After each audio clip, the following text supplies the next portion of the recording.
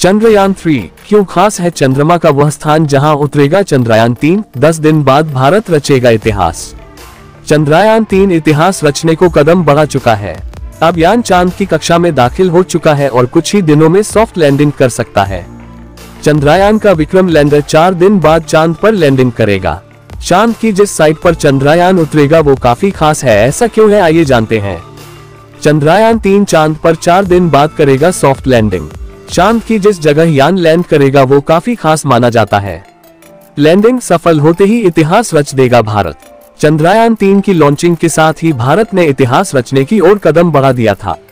चंद्रयान अब चांद की कक्षा में दाखिल हो चुका है और कुछ ही दिनों में चांद पर सॉफ्ट लैंडिंग कर सकता है। इसरो द्वारा मिली जानकारी के अनुसार चंद्रयान का विक्रम लैंडर 4 दिन बाद लैंडिंग करेगा। चांद की जिस साइट पर चंद्रयान उतरेगा वो काफी खास है। ऐसा क्यों है, आइए जानते हैं। दक्षिणी ध्रुव पर सॉफ्ट लैंडिंग करेगा चंद्रयान। चंद्रयान 3 का सबसे पहला और बड़ा मकसद चांद के दक्षिणी ध्रुव पर सॉफ्ट लैंडिंग करना है और अगर ऐसा होता है तो यह उपलब्धि हासिल करने वाला भारत पहला देश होगा। दरअसल दक्षिणी ध्रुव वो जगह है जहां आज तक कोई नहीं पहुंचा है। इतिहास रच सकता है भारत। धरती से चंद्रमा का केवल एक हिस्सा दिखता है जिसे नियर साइट कहा जाता है। वहीं जो हिस्सा नहीं दिखता उसे फार साइट कहा जाता है।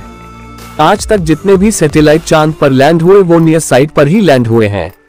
ऐसा इसलिए क्योंकि डार्क साइट पर उतरने पर इसका कनेक्शन टूटने का डर रहता है। अब अगर भारत का चंद्रयान दक्षिणी ध्रुव यानी डार्क साइट पर सफल लैंडिंग करता है तो ये इतिहास रच देगा। क्यों खास है दक्षिणी ध्रुव?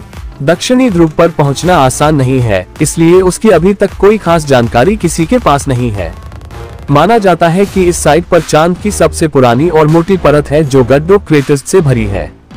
अब चांद के बारे में नई जानकारी पाने के लिए पुरानी परत की जांच करना काफी अहम होगा। इसलिए ये साइट काफी खास मानी जाती है क्योंकि इसके बारे में अब तक कोई नहीं जान सका है। इसी के साथ चांद का ये हिस्सा पृथ्वी के दक्षिणी ध्रुव अंटार्कटिका की तरह ठंडा माना जाता है। दक्षिणी ध्रुव को ठंडा इसलिए भी कहा जाता है क्योंकि इस पर सूर्य की किरणें तिरछी पड़ती है और ये छाया में रहता है। कम तापमान होने के चलते यहाँ खनिज और पानी होने की बात कही जाती है, जिसकी पुष्टि पहले मून मिशन में हुई थी।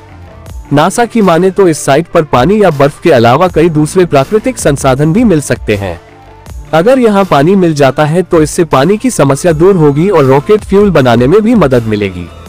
चंद्रयान कब करेगा लैंडिंग? इसरो की माने तो चंद्रयान का विक्रम लैंडर 23 अगस्त को चांद पर लैंड करेगा। अगर सब ठीक रहा तो भारत अंतरिक्ष क्षेत्र में अमेरिका को भी पीछे छोड़ देगा। आपको ये इन्फॉर्मेशन कैसी लगी कमेंट में बताएं और वीडियो को लाइक करें और हमारा ये चैनल सब्सक्राइब करें। धन्यवाद।